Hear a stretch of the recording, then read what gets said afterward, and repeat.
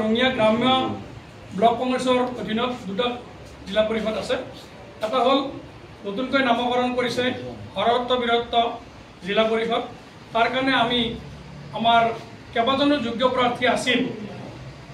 আমি সৰ্বসন্মতিক্ৰমে আমাৰ দলি মহন্ত বাইদেউক আমি আমাৰ প্ৰাৰ্থী হিচাপে ভাৰতীয় জাতীয় কংগ্ৰেছ দলৰ মহিলা প্ৰাৰ্থী হিচাপে আমি প্ৰক্ষেপ কৰিছোঁ।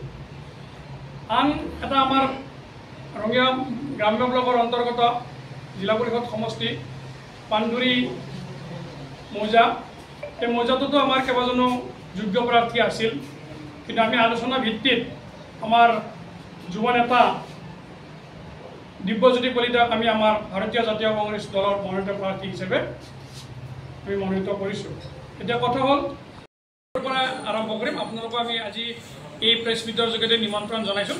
10 তাৰিখে আমি জিলা পৰিষদৰ দুয়োটা আমি ইয়াত 11টামানৰ বজাত আমি ইয়াত সমবেত হৈ ইয়াৰ পৰা যাম।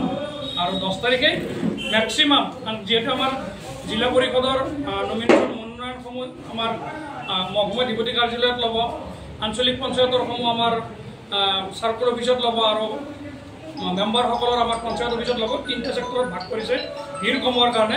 গতিকে আমি সেনেকৈ বিভিন্ন আমি এটা নিয়োগ কৰি আমি যাম, ঠিক তেনেদৰে যাম। কিন্তু 10 তাৰিখে 10টাত জিলা পৰিষদৰ কাৰণে আমি ইয়াৰ পৰা ৰাওনা হ'ম। কেণ্ডিডেটৰ লগত অলপ কথা নিশ্চয় কেণ্ডিডেট মোৰ ৰঙিয়া গ্ৰাম্য ব্লকৰ আণ্ডাৰত 13টা পঞ্চায়ত পৰে। 13টা পঞ্চায়তৰ আমাৰ সম্পূৰ্ণ আমাৰ পেনেল লিষ্ট ৰেডি হৈছে। কিন্তু আমি কালি আমাৰ ব্লক পৰ্যায়ৰ নেতৃস্থানীয় মানুহখিনিৰ লগত আমি বহিম, নেতাখিনিৰ লগত বহি কালি 10টাৰ পৰা 11টাৰ ভিতৰত আমি জিলা কমিটিলৈ প্ৰেৰণ কৰিম। 2-3টাৰ ভিতৰত অনুমোদন লৈ আমি কালি এইখিনি ফাইনেলাইজ কৰি যাব। এটা অভিযোগ উত্থাপন হৈছে যে কংগ্ৰেছে মেম্বাৰৰ কাৰণে প্ৰাৰ্থী বিচাৰি পোৱা নাই, যাৰ কাৰণে কিছুমান ক্ষেত্ৰত বিজেপিক ৱাক অভাৰ দিয়াৰ মানে চিন্তা চৰ্চা চলিছে। একচুৱেলি মেম্বাৰত বিজেপিক ৱাক অভাৰ বা কংগ্ৰেছক ৱাক অভাৰ দিয়াৰ প্ৰশ্ন নাহে, যিহেতু প্ৰাৰ্থীসমূহৰ কোনো চিম্বল নাথাকে। গতিকে ইয়াত বিজেপি বা কংগ্ৰেছৰ ৱাক অভাৰৰ প্ৰশ্নটো আহি নপৰে। গতিকে তথাপিও এটা মৰেল ছাপৰ্ট নিশ্চয় প্ৰাৰ্থীসমূহৰ প্ৰতি থাকিব। সেইটো আমি সময়ত প্ৰাৰ্থীসকলৰ উপযুক্ততাৰ ওপৰত বিচাৰ কৰি সময়ত আমি সেইটো নিশ্চিতভাৱে জনাম। কিন্তু এতিয়া প্ৰাৰ্থীৰ অভাৱ আমি পৰিলক্ষিত হোৱা নাই, যিহেতু আমাৰ মেম্বাৰৰ ক্ষেত্ৰত কোনো দলীয় চিম্বল নাথাকে। নমিনেশ্যন কেতিয়াবা দিয়া এই চেগতে মই আপোনালোকক বিনম্ৰভাৱে অনুৰোধ কৰিছোঁ যে গণতন্ত্ৰ ৰক্ষাৰ স্বাৰ্থত ৰাইজৰ পক্ষত থিয় দি আপোনালোকে অন্তত ইলেকশ্যনত আমি সচৰাচৰ দেখা পাওঁ শাসকীয় পক্ষৰ হৈ চৰকাৰী যন্ত্ৰটো ব্যৱহাৰ হয় আৰু বিজেপিৰ লোভ হয় ভাবুকিৰ যি ৰাজনীতি, এই ৰাজনীতিৰ প্ৰতি আপোনালোকে যাতে সূক্ষ্ম দৃষ্টি ৰাখি গণতন্ত্ৰ বচোৱাৰ স্বাৰ্থত আমাক সকলো প্ৰকাৰে সহায় সহযোগিতা কৰে, তাৰ কামনা কৰিছোঁ আৰু সকলো ধৰণৰ সহায় সহযোগিতা পাম বুলি আশা ৰাখিছোঁ। মানে যিটো মানে এই বিজেপিৰ যিটো মানে অপশাসন, যিটো মানে মানুহৰ যিটো মুখ বন্ধ কৰা সিহঁতৰ যিটো মানে কৌশল, এইবিলাকৰ হেৰিত মানে ৰাইজ অতিষ্ঠ হৈ গৈছে। গতিকে গোটেই ৰাইজে মানে কংগ্ৰেছক এতিয়া সমৰ্থন কৰিম বুলি পেলাই মানে হেৰি কৰিছে, যাতে বিজেপিৰ ভ্ৰষ্টাচাৰ যাতে বিনাশ হয়, তাৰ কাৰণে সেইকাৰণে মানে কংগ্ৰেছক ভোট দিম বুলি কৈছে হেৰিত। আৰু সিহঁতৰ মানে বিজেপিৰ বিনাশ মানে যিটো এই ভ্ৰষ্টাচাৰ যিটো, সেইটো মানে আমি নাইকিয়া কৰিব লাগিব, ৰাইজে সজাগ হ'ব লাগিব। আৰু সকলো ৰাইজে এতিয়া বুজি পাইছে সিহঁতৰ চৰকাৰৰ মানে যিটো কৌশল, সেই কৌশলটো বুজি পাইছে।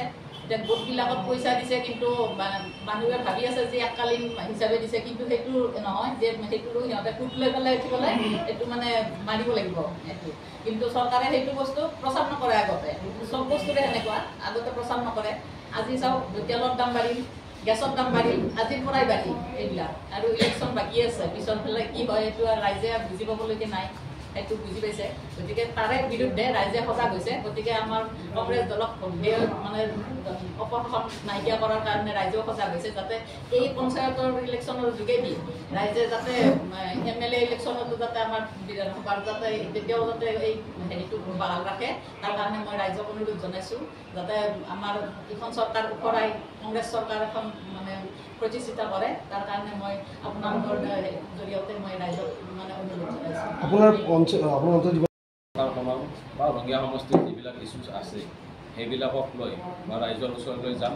মই ভাবোঁ মই অলপ আগতে ক'লোৱেই, বৰ্তমান চৰকাৰখনে যি ধৰ্মৰ ৰাজনীতিৰে আঁচনি ৰাজনীতিৰে মানুহক পংগু কৰি সাম্প্ৰদায়িকতাৰ বিস্ফোৰণ কৰি মূল্য বৃদ্ধিৰ যি অৱস্থা কৰিছে, আৰু ৰঙিয়া সমষ্টিত বিধায়কগৰাকীয়ে যি কৈ আছে যে উন্নয়ন সৰ্ব উন্নয়ন কৰিছে, কেইটামান ৰাস্তা বনালে ৰঙিয়াৰ উন্নয়ন কৰা নহয়। এখন চৰকাৰৰ মুখ্য দায়িত্ব হৈছে ৰাস্তা বনোৱা, পানী যোগান, বিজুলী যোগান। আজি যদি এজন নিৰ্দলীয় বিধায়ক থাকে তেখেতৰ সেইখিনিয়ে কাম। এখন ৰঙিয়াত ভাল হস্পিটেল হৈছে নেকি আপোনালোকে কওক? ভাল হস্পিটেল এখন হোৱা নাই। পাণদুলি জিলা পৰিষদৰ অন্তৰ্গত 5খন পঞ্চায়তক সামৰি যিখন আমাৰ ৰঙিয়া তিনিআলি ফ্লাইঅভাৰ আছে, কি ৰহস্যজনক কাৰণত বিধায়কগৰাকী আজিলৈকে সেইখনত অনুমোদন নজনালে, সেইটো ৰঙিয়া ৰাইজে বুজিবলৈ বাকী নাথাকে। গতিকে ৰঙিয়াত এখন ভাল হস্পিটেল তেওঁ দিব পৰা নাই, ভাল শিক্ষানুষ্ঠান দিব পৰা নাই। ৰঙিয়াত কি ইমান বিশেষ? এতিয়া ইয়াত এটা ক্লক টাৱাৰ বনাইছে, ৰাইজৰ দেখাত চকুত লগা হৈছে, কিন্তু সেই ক্লক টাৱাৰটোৱে ৰঙিয়া ৰাইজক একো সুব্যৱস্থা দিব নোৱাৰে। গতিকে বিভিন্ন ইছ্যুজ আছে। আজি মই প্ৰথম আপোনালোকক সংবাদমেল সম্বোধন কৰিছোঁ, পৰৱৰ্তী সময়ত আপোনালোকক লগ পাই থাকিম। বিস্তৃত আকাৰে বহু তথ্য আকাৰে আপোনালোকৰ ওচৰত মই ঠিক আছে। বেলট বক্সত ইয়াৰ সম্পূৰ্ণ প্ৰত্যুত্তৰ দিব। এখন যুদ্ধংদেহী মনোভাৱেৰে ৰাইজে ওলাই আহিব। আমি আশা ৰাখিছোঁ বিজেপি চৰকাৰখনে যি মূল্য বৃদ্ধিৰ ৰাজনীতি, ধৰ্মৰ ৰাজনীতি কৰি আৰু মানুহক আঁচনিৰে যি পংগু কৰাৰ ষড়যন্ত্ৰ কৰি কেৱল তেওঁলোকৰে চৰকাৰ বচাই ৰাখি ৰাজতন্ত্ৰৰ দিশে ধাৱমান কৰিছে, সেই ক্ষেত্ৰত ৰাইজ সম্পূৰ্ণভাৱে ওলাই আহি আমাক সমৰ্থন জনাব। আৰু পৰৱৰ্তী সময়ত আপোনালোকক আমি ইয়াত বিষয়ে প্ৰযোজ্য হ'ম।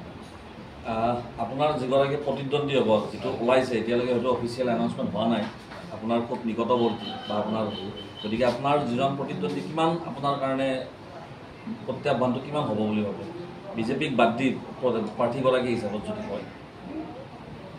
নহয় চাওক, আজি যিসকল প্ৰতিদ্বন্দ্বীয়ে যি দলৰে নহওক নিৰ্বাচন খেলিব বিচৰা প্ৰতিজন প্ৰতিযোগীকে মই মোৰ শুভেচ্ছা জনাইছোঁ নিৰ্বাচন খেলাৰ বাবে। জয়লাভৰ বাবে নহয়, যিহেতু আমাৰ ৰাজনৈতিক আদৰ্শ বেলেগ। মই ভাবোঁ তেওঁলোকে তেওঁলোকৰ ৰাজনৈতিক দিশেৰে আগবাঢ়িব, আমি আমাৰ ৰাজনৈতিক দিশেৰে আগবাঢ়িম। পাণদুলি জিলা পৰিষদত 50,252টা ভোট আছে, 6খন পঞ্চায়ত আছে। তেখেতসকলৰ বাবেহে মই ভোট খেলিম। বিজেপিৰ কোনে খেলিছে সেইটো মোৰ বাবে মুখ্য বিষয় নহয়। মই কংগ্ৰেছ দলৰ হয়। এই 50,252জন মানুহৰ হকে তেখেতসকলৰ লগত 24 ঘণ্টা কিদৰে মই সহযোগিতা কৰি থাকিব পাৰোঁ, তেনেকৈ মই আগবাঢ়িম। তেখেতসকলে মোক যোগ্য বুলি ভাবিলে, মোক কংগ্ৰেছ দলৰ এজন যোগ্য প্ৰাৰ্থী বুলি ভাবিলে তেখেতসকলে মোক প্ৰদান কৰিব। অযোগ্য বুলি ভাবিলেও মই তেখেতসকলৰ লগতে থাকিম। গতিকে ৰাইজে ভোট দিব। গতিকে মই ভাবোঁ বিজেপিয়ে হওক বা অন্য দলৰে হওক মোৰ বাবে একো প্ৰত্যাহ্বান নহয়। মই এইবিলাক কোনো ক্ষেত্ৰত ৰাইজে কিয় ভোট দিব আপোনাক?